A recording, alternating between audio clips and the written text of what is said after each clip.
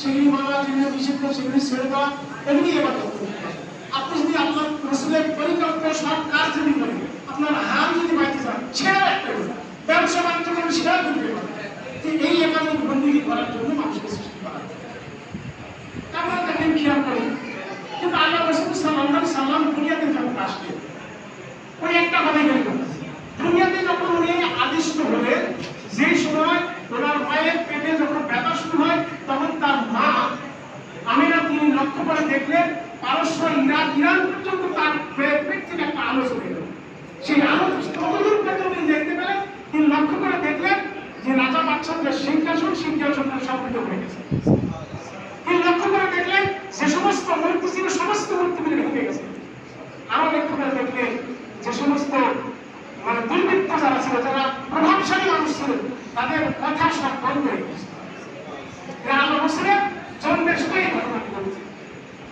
আল্লাহ রাসূল তাকে বিশেষ খেয়াল করে তিনটে কথা দিয়ে ভাবেন, একটু বিবেকের কাছে প্রশ্ন করেন, তিনটে কথা দিয়ে ভাবেন। এক নম্বর, যে সমস্ত প্রচলিত রাজা বাচ্চা যে আইন চালাচ্ছে, এই আইন থাকবে না। দুই নম্বর, মূর্তি, এই মূর্তি পূজা আল্লাহ রাসূল সাল্লাল্লাহু আলাইহি ওয়াসাল্লাম করবেন না, তা করতে হবে। এই দুটা বিষয় কিন্তু আমাদের পরিষ্কার হতে হবে। দেখেন, আমরা এই ভাষা দেশে প্রেক্ষাপট আমরা সবাই বুঝতেছি, দেশের প্রেক্ষাপট বর্তমানে কি অবস্থা। আল্লাহ রাসূল সাল্লাল্লাহু আলাইহি ওয়াসাল্লাম দীর্ঘদিন 13 বছর মক্কায় তিনি দাওয়াত পাস করেছেন। 13 বছর ইসলামের দাওয়াত দিয়েছেন, আল্লাহ দিন কায়েমের দাওয়াত দিয়েছেন। নবুয়ত প্রাপ্তির পরে 13 বছর তিনি দাওয়াতি কাজ করেছেন। এই দাওয়াতি কাজ করার পরে মক্কার মানুষেরা আল্লাহ রাসূল সাল্লাল্লাহু আলাইহি সাল্লামকে দুনিয়া থেকে বিদায় করার জন্য সিদ্ধান্ত নিলেন। রাসূলকে একবার দুনিয়া থেকে বিদায় করতে হবে, তাকে মেরে ফেলা হবে, সিদ্ধান্ত নেওয়া হবে। সারা রাত ধরে আল্লাহ রাসূলের ঘরকে পাহারা দিলেন। আল্লাহ রাসূল সাল্লাল্লাহু আলাইহি ওয়াসাল্লাম আলোকে রেখে তিনি রাজার মদিনায় চলে গেলেন। আল্লাহ রাসূলকে তারা কিন্তু মারতে পারে না। এবার খেয়াল করুন, আমি ওই জায়গাতে চলে যে বাংলাদেশের প্রেক্ষাপটের দিকে খেয়াল করুন। 5 তারিখে এমন একটা পর্যায় সৃষ্টি হয়েছিল, আল্লাহ রাসূল সাল্লাল্লাহু আলাইহি ওয়াসাল্লামকে যেভাবে মারা করেছিল, বাংলাদেশ জামাত ইসলামী সহ বাংলাদেশ সকল দলকে ওই দিয়ে মেরে ফেলা পরিকল্পনা বাস্তবে কি হয়েছে, সরকার চলে সরকার ছিল, কিন্তু পারেনি। আল্লাহ রাসূলকে তারা মারতে পারেনি, এই সরকারও ইসলাম প্রিয় মানুষকে তারা মারতে পারেনি। আল্লাহ রাসূল সাল্লাল্লাহু আলাইহি ওয়াসাল্লাম মদিনায় চলে গেলেন। মদিনায় যাওয়ার সাথে সাথে মদিনার সকল মানুষগুলি আল্লাহ রাসূলের ইসলাম গ্রহণ করে, ইসলাম গ্রহণ করলেন। এখন কেন আল্লাহ রাসূল বদরে গেলেন, যখন কি বলে মদিনায় যখন গেলেন, তখন সকল মানুষ ইসলামকে গ্রহণ করে নিলেন। এখন খেয়াল করুন, আজকে আমার মনে হচ্ছে বাংলাদেশের যে অবস্থা, এইটা আল্লাহ রাসূল মদিনায় যে অবস্থায় ছিলেন, এখন বাংলাদেশ জামাত ইসলামী এই অবস্থা বর্তমান বাংলাদেশে। এখন চাইছে ইসলাম প্রতিষ্ঠিত হোক, ইসলাম ছাড়া পুরো দল আমরা দেখতে চাই, এই অবস্থা বাংলাদেশে। তাহলে ইসলাম প্রতিষ্ঠিত সব মানুষগুলো এখন চাচ্ছে, কিন্তু আমরা দীর্ঘদিন ধরে মানুষকে বোঝানোর চেষ্টা করেছি, কিন্তু মানুষ বুঝতে পারে আমাদের বোঝার চেষ্টা করবে, সময় করে বুঝতে। আমি যে কথা বলতে চাই, দেখেন কোরআনের কালিমের মধ্যে অনেক কথাগুলি বলা আছে। ইবাদতের, মানুষের ইবাদতের কয়েকটা মূল একটা ইবাদত আছে, যেমন নামাজ, রোজা, তারপরে যাকাত, হজ, মৌলিক ইবাদত। এই মৌলিক ইবাদত কিন্তু মানুষের জন্য সবথেকে গুরুত্বপূর্ণ, এগুলোকে ছেড়ে দিতে পারত।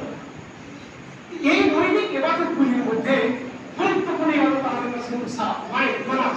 এই নামাজটা আমাদের আসসালামু আলাইকুম সালাতের জান্নাতের একটা চাপ। তারপরে তারা সালাত এবং আল্লাহর ফাঁকা কাফেরা, যে ইচ্ছাকৃতভাবে একটু নামাজ পড়ে সে কাফের হবে। আর কাফের বাইনা আপনি অন্তরে কাফের সালাত, যে নামাজ মুসলমানদের কাফেরদের মধ্যে পার্থক্য সৃষ্টি করে। আসসালামু আলাইকুম নামাজ ইসলামের একটা স্তম্ভ, একটা ছবি। এইভাবে কোরআনের আয়াত এবং হাদিস যদি আপনি পড়েন, প্রত্যেকভাবে কোন জায়গায় আপনি কিন্তু পাবেন না যে নামাজ পড়লে আপনি জান্নাতের মধ্যে চলে যাবেন, এই কথা বলতে পারেন। নামাজ পড়লে আপনি জান্নাতে যাবেন, এই কথা বলতে পারেন। প্রত্যেকভাবে হবে। তাই কি আমরা আসলে ছিলেন নামাজ মুসলমানদের মধ্যে একটা মৌলিক ইবাদত। এরা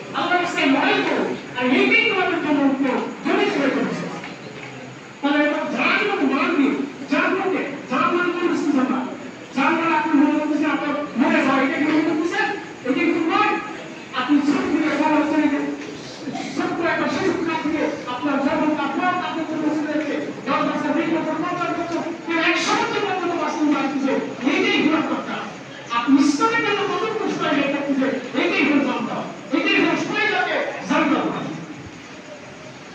আপনার জান্নাত মানে আল্লাহর রাস্তায় সংগ্রাম করতে হবে। আর এই সংগ্রামটা বাংলাকে জবাবদিহি করতে হবে। আল্লাহ দিনকে কায়েম করার জন্য, আল্লাহ রাসূলকে দিন প্রতিষ্ঠা করার জন্য নিজের দীর্ঘদিন চেষ্টা করেছেন। মক্কায় 10 বছর, মদিনায় 10 বছর চেষ্টা করেছেন। তারপর তিনি আল্লাহর আইন দুনিয়াতে বাস্তবায়ন করেছেন। সেই কথাটা আমি বলতে চাচ্ছি। আমাদের দিনের কতটুকু গুরুত্ব, ইসলামী আন্দোলনের গুরুত্ব কত, সেটা আমি বলতে চাচ্ছি। তার নামাজ পড়লে জান্নাতে আমরা যেতে পারছি না।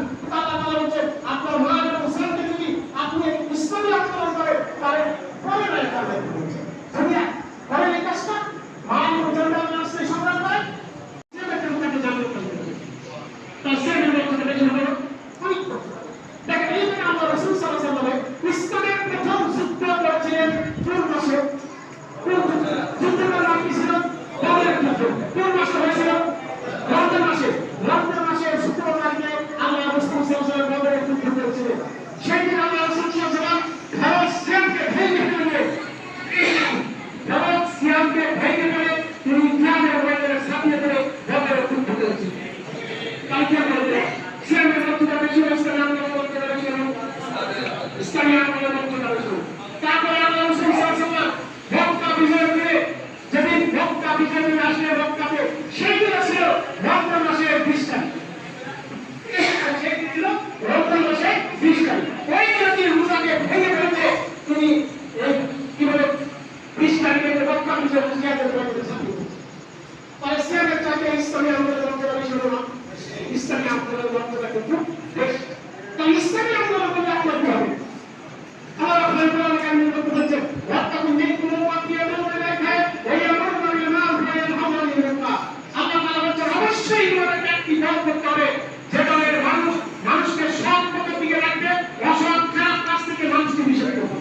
আর এই ধরনের দল যারা করবে তারা আল্লাহর কাছে শুনবে। আর এই ধরনের দল যারা করবে আমাদের জান ইসলামী হবে। বাংলাদেশে এত অন্যায়, অত্যাচার, জুলুম, নির্যাতন হবে, বাংলাদেশের পুরো ইসলামী দল এই সরকারের বিরুদ্ধে একটা মিছিল করতে পারে না। পুরোপুরি দলের সামনে বাংলাদেশের সরকারের মন্ত্রীরা পুরোটাই ভুল হবে, তার প্রতি হত্যা হবে। অথচ বাংলাদেশ জামাত ইসলামী প্রতিটি জায়গাতে একটি অপরাধ সরকারে সেখানে মিছিল করছে, সেখানে প্রতিবাদ তুলে হচ্ছে। তাই বাংলাদেশ জামাত ইসলামী এই একটা দল আমাদের অবশ্যই করতে হবে। ইসলাম ছাড়া অন্য কোনো দল করা সুযোগ নেই। আল্লাহ রাসূল সাল্লাল্লাহু আলাইহি ওয়াসাল্লাম তিনি এইভাবে সাহাবাদেরকে একটা মিটিং করতেছেন, একটা সমাবেশ করতেছেন। সমাবেশ করতে করতে আল্লাহ রাসূল বলে, আল্লাহ তাআলা বলছেন, আল্লাহ রাসূল সাল্লাল্লাহু আলাইহি ওয়াসাল্লাম বলছেন, আল্লাহ তাআলা আমাকে জানিয়ে দিলেন এই হাদিসটা। তিনি কি সত্য না? আল্লাহ রাব্বুল বলছেন, আল্লাহ রাব্বুল আলামিন, আল্লাহ রাসূল বলছেন, আল্লাহ রাব্বুল আলামিন এই মাত্র এই হাদিসটি জানালে পুরো মানুষ যদি ইসলাম ছাড়া অন্য কোনো দলের দিকে মানুষকে ডাকে, সে হবে জাহান্নামী। আল্লাহ রাসূল কথা বলেন, এই সব কিছু সমাজ জীবনের জন্য দায়ী হবে। কারণ রাসূলুল্লাহ সাল্লাল্লাহু আলাইহি ওয়াসাল্লাম যদি আপনি নামাজ শিক্ষা করে আমাদের করতে তাহলে হবে। আল্লাহ রাসূল বলেন, কারণ সাল্লাল্লাহু আলাইহি ওয়াসাল্লাম কালাম মুসলিম, যদি তুমি নামাজ শিক্ষা করো এবং কি মুসলমান বলে দাবি করো, তাহলে জাহান্নামে যাবে।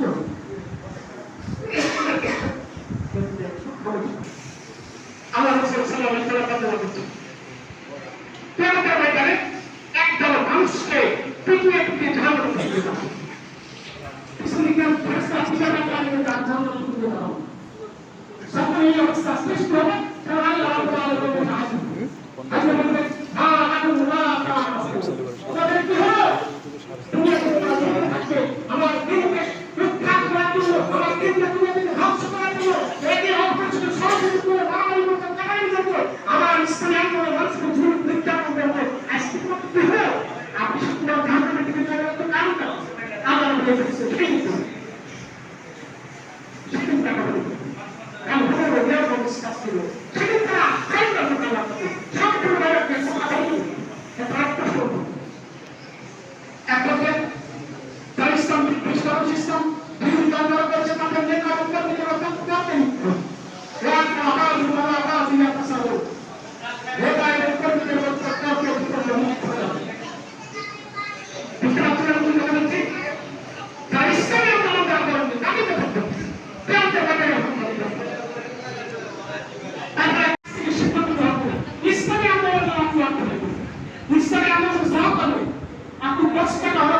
সালাতের পক্ষ থেকে আমরা ইনশাআল্লাহ দ্বিতীয় দলকে আরেকটা দলকে ডাকাবো আরেকটা দলকে ডাকাবো আরেকটা দলকে নির্ধারিত নির্দিষ্ট তারা মামলা হামলা জেল জুট যারা পরিণত পালন করছে আজকে বাংলার মাটির কিভাবে দেখেন বাংলাদেশ জামাত ইসলামী কয়েক হাজার আজকে ছাত্র আজকে তারা মরণটা জীবনযাপন করছে আপনারা জানেন প্রায় ৪৫,০০০ বাংলাদেশ জামাত ইসলামী হয়ে তারা অবস্থান করেছে কিছুদিন আগে এই সমস্ত মানুষকে রাখা হয়েছে বস্তুন নির্যাতিত মানুষরা দিন মায়ের জন্য নির্যাতিত হওয়া হয়েছে জেল জুলের শিকার হয়েছে এই সমস্ত মানুষকে ডাকা হবে আর এই সমস্ত মানুষের কোনো হিসাব দেওয়া হবে না হিসাবে টাকাগুলো হবে এদেরকে বিনা হিসাবে করতে হবে তারা কিন্তু কাজটা ওদের ইসলামী আন্দোলনের কথা হবে ইনশাআল্লাহ সবাই পরিস্থিতি সবাই ছোটবেলায় কথা বলা আমাদের আমাদের সময় হয়ে গেছে সুমানুল ইসলামী জন্য কমিটির প্রধান সর্বশেষে একটি কথা বাংলার মানুষ সোচ্চার হয়েছে বাংলাদেশের ঠিক গায়ে যে যত সকল মানুষ সামনে কথা লেগে আসবে আপনাদের প্রধান আহ্বান করেছি বাংলাদেশ জামাত ইসলামী আপনার সামনে থেকে এগিয়ে আসবেন এবং সাথে থেকে ইসলামকে প্রতিষ্ঠা করার জন্য জামাত ইসলামীকে আপনারা ভোট করবেন